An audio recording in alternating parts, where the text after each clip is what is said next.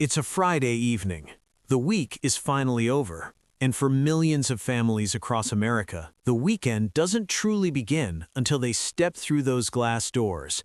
Blue and yellow signage glowing under the parking lot lights, the smell of microwave popcorn hitting you the moment you walk in.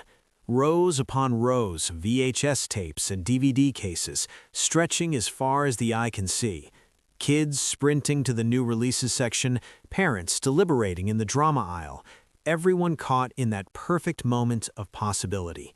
This was Blockbuster Video, and for an entire generation, it was the closest thing to magic. By the early 2000s, Blockbuster wasn't just a video rental chain. It was a full-blown cultural institution embedded into the fabric of American life. At its absolute peak in 2004, the company operated an astounding network of over 9,000 retail locations spread across the globe. It employed 84,300 people. Its annual revenues topped nearly $6 billion. To every analyst, every investor, and every competitor watching from the outside, this empire seemed completely and utterly invincible. But empires have a habit of falling precisely when they feel the most secure. Fast forward just 20 decades, and the entire Blockbuster empire has vanished from the face of the earth, leaving behind only a single nostalgic franchise store in Bend, Oregon. The story of how that happened is one of the most dramatic corporate collapses in modern business history. It is far too often reduced to a simple, lazy narrative, a dinosaur company that just didn't understand the internet. But the true story is so much richer and so much darker than that. It is a sweeping saga of catastrophic financial decisions, brutal boardroom civil wars, a punishing business model that turned loyal customers into resentful ones, and a profound failure to understand the power of data. To understand how all of this unfolded, we need to go back to where it all began. The foundations of Blockbuster's empire were laid by a visionary entrepreneur named David Cook. In 1978, Cook was running a company that provided software and data services to the Texas oil and gas industry, but the venture was largely struggling to find its footing. Searching for a new opportunity and inspired by a suggestion from his wife, Cook turned his attention toward the video rental business. What he found was an industry ripe for disruption, dominated almost entirely by small mom-and-pop shops offering painfully limited selections of older, worn-out titles. Cook saw exactly what was missing: scale, selection, and technology. Leveraging his deep expertise in building and managing large-scale databases, Cook designed an entirely new kind of video store from the ground up. On October 19, 1985, he opened the very first Blockbuster video store in Dallas, Texas. That first location was instantly unlike anything the market had ever seen. A computerized inventory system, bright modern lighting, and an unprecedented selection of 8,000 VHS tapes alongside 2,000 beta tapes. Customers walked in and were genuinely stunned by what they found. The concept was a runaway success almost from opening day, and word spread fast. It quickly caught the attention of Wayne Huizenga, an extraordinarily savvy entrepreneur who had previously co-founded Waste Management and built it into a multi-billion-dollar enterprise. Huizenga acquired Blockbuster in 1987 and immediately applied his trademark aggressive expansion playbook to the brand. The growth that followed was nothing short of supersonic. At its peak rate of expansion, a brand new Blockbuster store was opening somewhere in America every single 24 hours. By 1994, Blockbuster had become so dominant, so deeply woven into American suburban life that media conglomerate Viacom stepped in and acquired the entire company for an astonishing $8.4 billion. It was one of the largest media acquisitions of its era, a testament to just how powerful the Blockbuster brand had become. But beneath the surface of all that growth and all that glory, a deeply flawed foundation was quietly being laid, one that would eventually bring the entire structure crashing down. The genius of Blockbuster's business model, on the surface, was its use of physical real estate as a strategic weapon. By blanketing American suburbs with store locations, Blockbuster built a geographic moat, offering unmatched convenience at a time when driving to a store was simply how everyone consumed entertainment. But this brick-and-mortar dominance came with a severe and largely invisible structural constraint. A standard Blockbuster store could only physically hold approximately 3,000 DVD titles on its shelves at any given time. 3,000 titles sounds like a lot until you realize the breadth of cinema that exists beyond the current week's new releases. Because of this hard physical limit, Blockbuster was essentially forced into an almost entirely hit-driven business model. Roughly 70% of all rental revenue came from brand new releases, the blockbusters of the moment. To meet that demand, each store had to stock dozens, sometimes hundreds of the same new title, copies that would rapidly lose their value just weeks after release. The economics were fragile, and the dependency on new releases created a constant, relentless pressure on the business. But the most catastrophic flaw in the entire economic engine of Blockbuster was not the shelf space problem. It was the way the company chose to make its money. Blockbuster had discovered something deeply uncomfortable but financially intoxicating. It could massively subsidize its overhead simply by penalizing its own customers. For any movie not returned by its exact due date, customers were charged steep late fees, typically $1 per day, or in some cases, equal to the full original rental price. At first glance, this looks like a reasonable policy for managing inventory, but the scale of the revenue it generated reveals something far more troubling. In the year 2000 alone, Blockbuster collected an almost incomprehensible $800 million. $800 million in a single year, extracted entirely from customer inconvenience and forgetfulness. That single revenue stream accounted for 16% of the company's annual revenue. 16% of a multi-billion-dollar business built not on delivering a great experience, but on punishing people for failing to return a tape on time. While the executives sitting in their Dallas headquarters counted those millions quarter after quarter, they were completely blind to what was building beneath the surface. An ocean of resentment, frustration, and genuine hatred quietly growing inside their own customer base. Blockbuster's profits were structurally, fundamentally tied to customer failure and customer dissatisfaction. And that toxic dependency would create the perfect opening for a disruptor to walk straight through. That disruptor was born out of a single personal moment of customer frustration, the exact kind Blockbuster was manufacturing every single day. In 1997, a Silicon Valley software engineer named Reed Hastings rented a VHS copy of Apollo 13 from his local Blockbuster. He misplaced the tape, returned it late, and was slapped with a $40 late fee. $40 for a movie that cost less than that to buy outright. Hastings was furious, and that fury became the seed of an idea. Teaming up with serial entrepreneur Mark Randolph, Hastings founded Netflix later that same year. The initial concept was elegant in its simplicity, an online DVD rental store where customers could browse a catalog, select titles, and have them delivered directly to their mailbox. The DVD format was the key technological enabler, lightweight, durable, and compact enough to survive the postal system without damage. But the real masterstroke came in 1999 when Netflix introduced a flat-rate monthly subscription model, one price per month, unlimited rentals, absolutely no late fees, and no return deadlines of any kind. No penalties, no due dates, no resentment.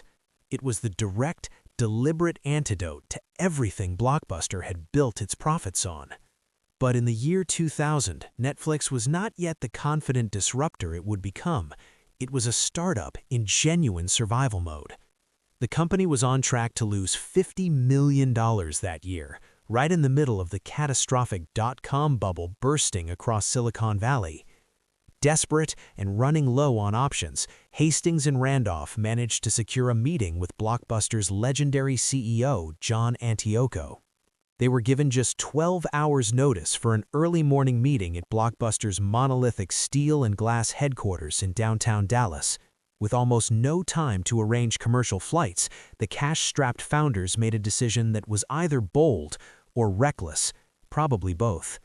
They spent $20,000 of their dwindling capital to charter a private plane, one that happened to belong to television personality Vanna White, just to make the appointment on time. Sitting across the boardroom table from Antioco, Hastings laid out his pitch with clarity and confidence. The proposal was a partnership. Blockbuster would acquire Netflix for $50 million, and Netflix would seamlessly manage Blockbuster's entire online strategy, while Blockbuster continued to dominate the physical retail space. It was, in hindsight, one of the greatest deals in business history that never happened. When Blockbuster's general counsel asked for the acquisition price, Hastings replied, $50 million. Antioco smirked. And then the Blockbuster executives quite literally laughed the Netflix founders out of the room. To the men sitting in that Dallas boardroom, Netflix was a niche, money-losing dot-com curiosity, a company going nowhere in a world that was waking up to the dangers of internet hype. At the time, Blockbuster was generating $4.8 billion in annual revenue. The idea that this tiny mail-order startup posed any real threat was to them genuinely absurd. It was the single most expensive laugh in corporate history. Now, to be fair, Blockbuster was not entirely asleep at the wheel when it came to digital distribution, but every attempt they made was cursed by a combination of spectacular bad luck and catastrophically poor execution. Just months after laughing Netflix out of their boardroom, Blockbuster entered into a 20-year agreement with Enron Broadband Services to deliver movies on demand over high-speed fiber optic networks. It was announced with great fanfare as a bold leap into the digital future. The deal collapsed spectacularly in 2001 when Enron imploded in what became one of the most infamous accounting frauds and corporate scandals in American business history, wiping out Blockbuster's earliest streaming ambitions overnight. And the bad luck didn't stop there. Earlier years, back in 1997, Blockbuster had walked away from an exclusive revenue-sharing deal with Warner Brothers over the emerging DVD format simply because they refused to meet the studio's asking price. Warner Brothers took that deal to Walmart instead. Walmart immediately began selling DVDs at below wholesale prices, using them as loss leaders to drive foot traffic into their stores, fundamentally undermining the rental market and quickly surpassing Blockbuster as the movie studio's single largest revenue source. Two catastrophic missteps, two enormous opportunities handed to competitors on a silver platter. While Blockbuster kept stumbling from one mistake to the next, Netflix was doing something far more consequential than just mailing DVDs in red envelopes. It was quietly, methodically building the most powerful competitive weapon in the entire entertainment industry. And that weapon was data. Blockbuster's business model was built entirely around tracking store-level inventory and measuring transactional volume, aggregate numbers, no more.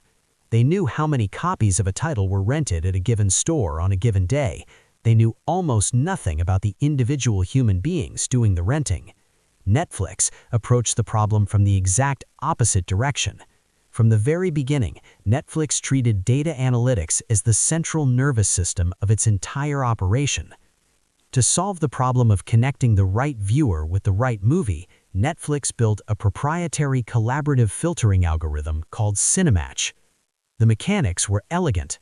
Every time a Netflix subscriber rated a movie they had watched, Cinematch would absorb that data point, compare it against the ratings of millions of other users with similar taste profiles, and refine its predictions accordingly.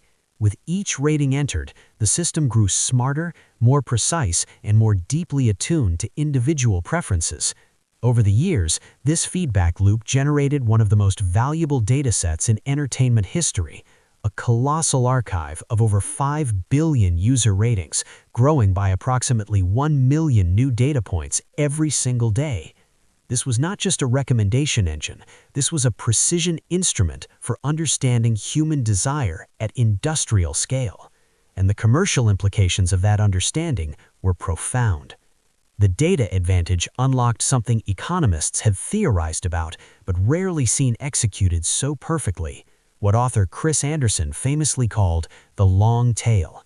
Because Netflix operated from centralized, highly automated distribution centers rather than physical storefronts, it was completely free of the shelf space constraints that strangled Blockbuster. While a typical Blockbuster location could offer around 3,000 titles, Netflix could offer its subscribers access to an extraordinary catalog of 125,000 different titles.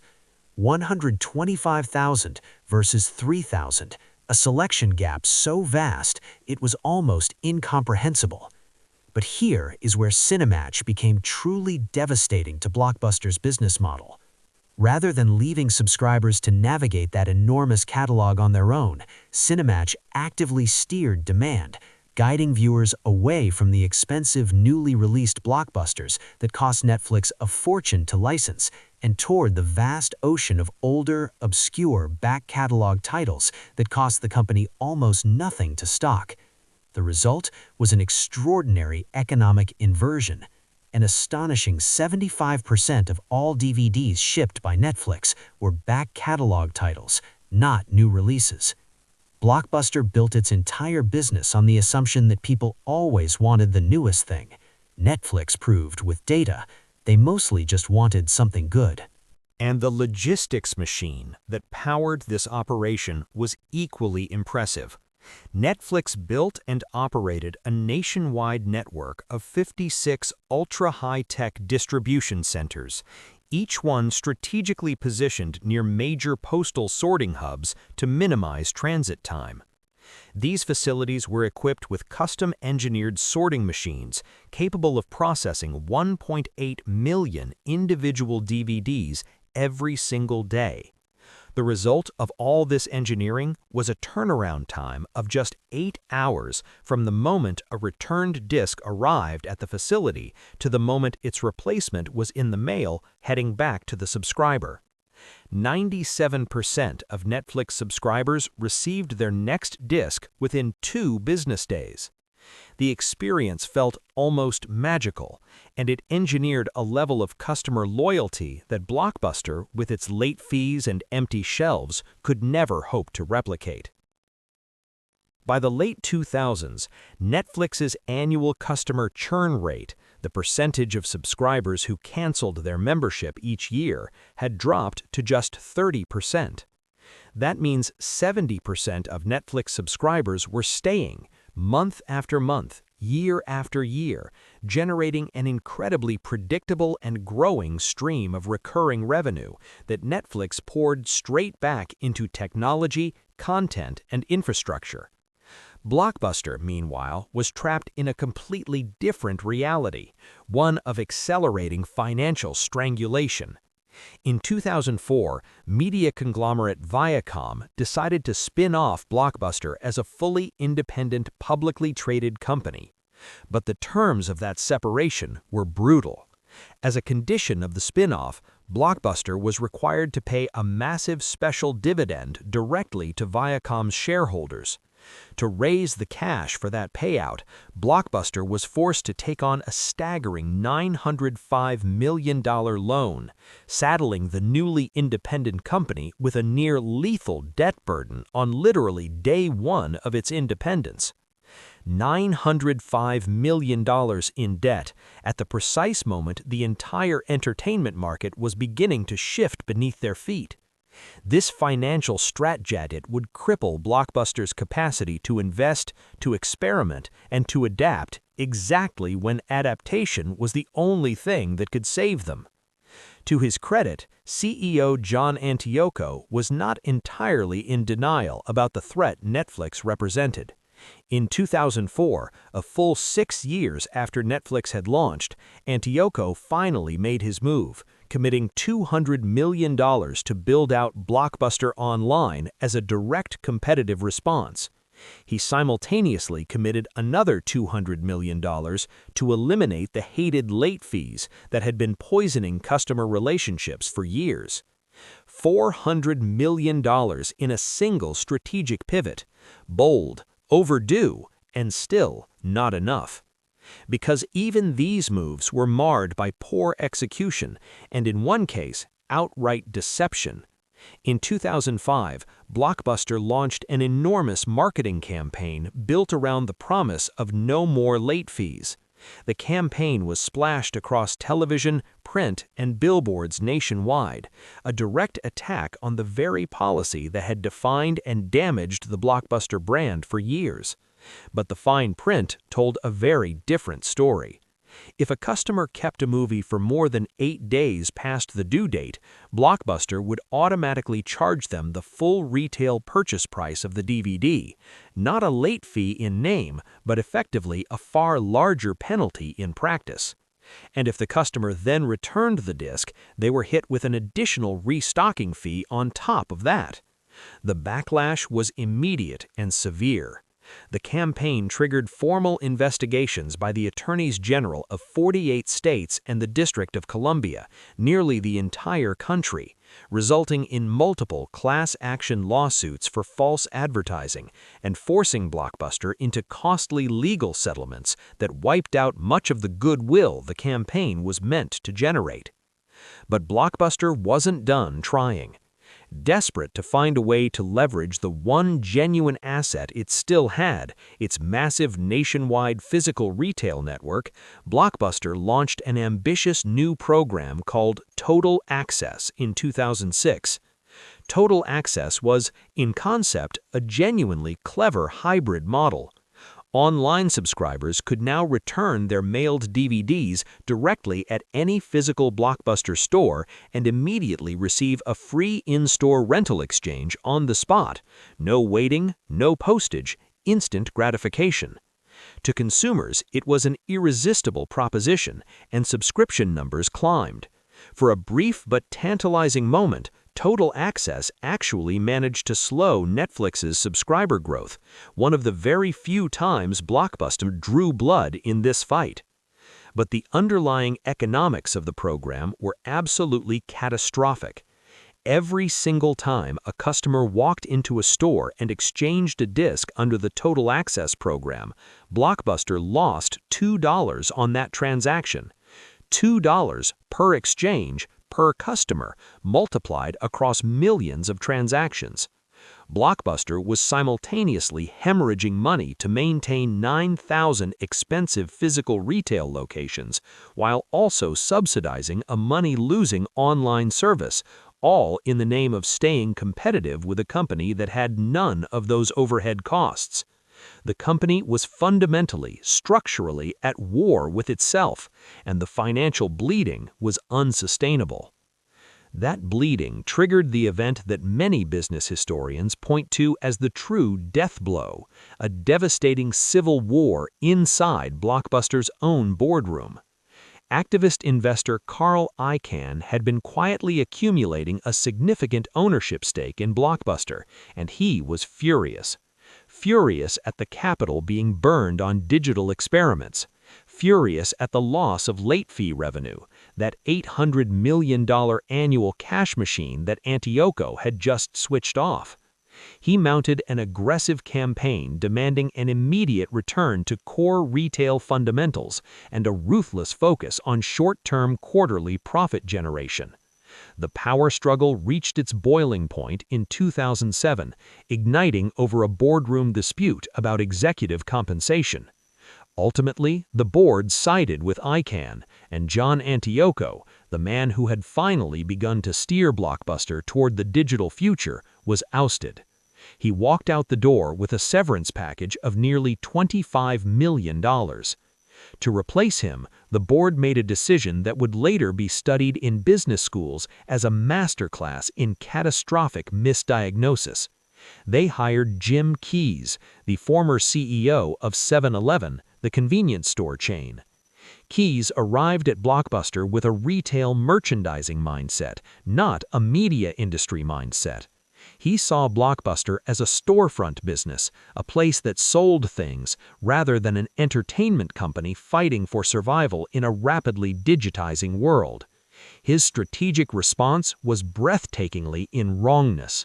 He immediately reversed Antiocho's digital investments, cutting funding to Blockbuster Online, raising subscription prices to stem the losses, and aggressively doubling down on the physical brick-and-mortar locations. He pushed to expand Blockbuster's product range into snacks, beverages, and consumer electronics, as though the problem facing Blockbuster was that it didn't sell enough potato chips. And then, in what would become one of the most quoted statements in the history of corporate hubris, Keyes publicly declared that he saw no streaming threat on the horizon, that Blockbuster's unmatched physical retail presence actually made it better positioned than any of its competitors, better positioned than Netflix. It was a statement made at the precise moment Netflix was changing the world. Because while Blockbuster was retreating deeper into its stores, Netflix was executing the most consequential strategic pivot in entertainment history. Reed Hastings always described the DVD by mail business as a bridge, a temporary vehicle to build the brand and the subscriber base, until the technology existed to deliver movies instantaneously without any physical medium at all. In 2007, that bridge reached the other side. Netflix launched a streaming feature it called Watch Now, a simple button on the Netflix website that allowed subscribers to instantly stream thousands of titles directly to their computers, included in their existing subscription for no extra charge.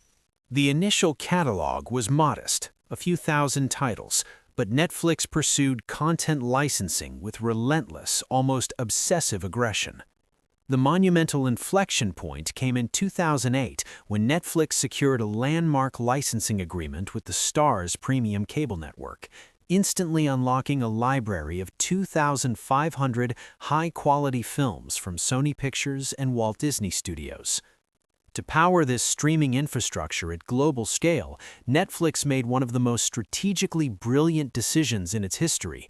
Rather than building its own expensive proprietary server hardware, it migrated its entire digital operation onto Amazon Web Services. This allowed Netflix to scale its computing capacity up or down on demand, paying only for what it used, while Amazon absorbed all the infrastructure risk and maintenance. And Netflix went further still, engineering its streaming software to be embedded natively into hundreds of third-party consumer electronics devices, from smart televisions and Blu-ray players to Xbox and PlayStation gaming consoles. The result was that Netflix could now follow its subscribers everywhere, into their living rooms, their bedrooms, their game consoles, without requiring any special hardware of its own. Blockbuster's answer to all of this was MovieLink.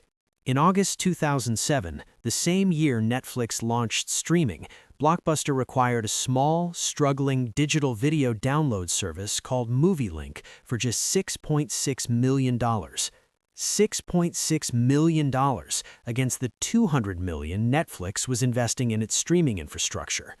And the product itself was deeply flawed from the start.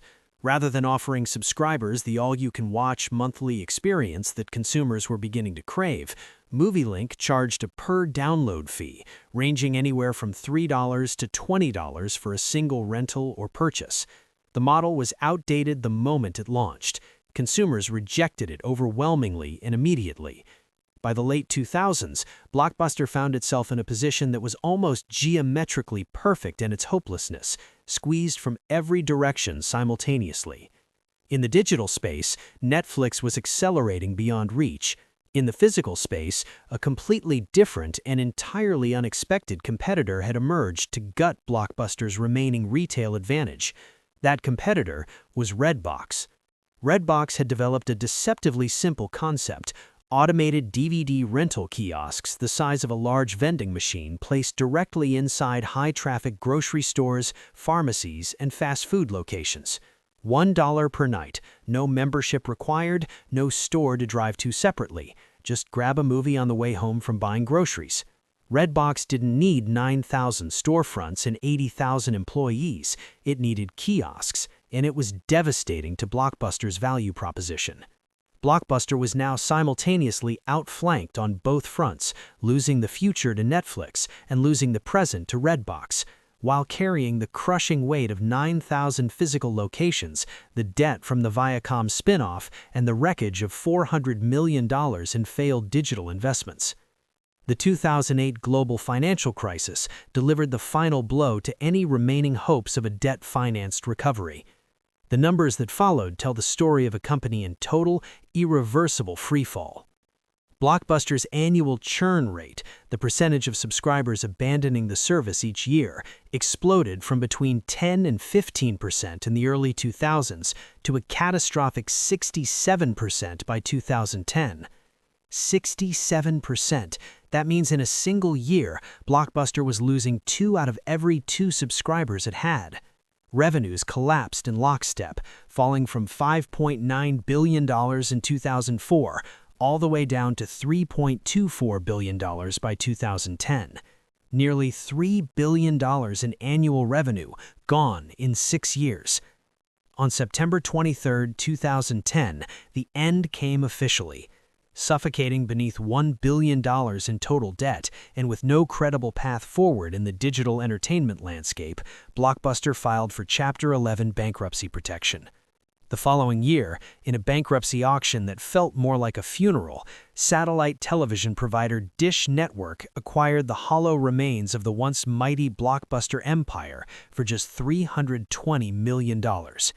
For context, Viacom had paid $8.4 billion for this same company just 16 years earlier.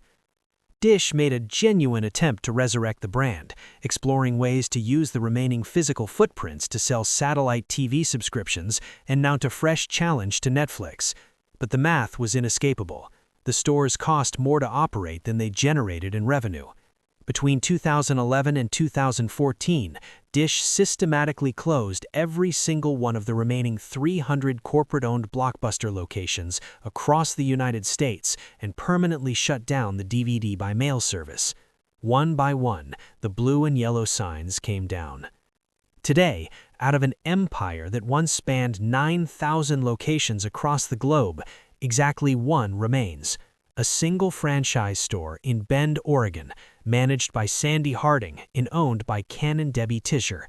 It operates not primarily as a video rental store, but as a living museum, a place where people come to feel something they can no longer quite name. Visitors buy t-shirts and mugs and magnets. They take photographs in the aisles. They linger in the new releases section, even though the new releases are decades old. They come to remember a version of Friday evening that no longer exists anywhere else on Earth.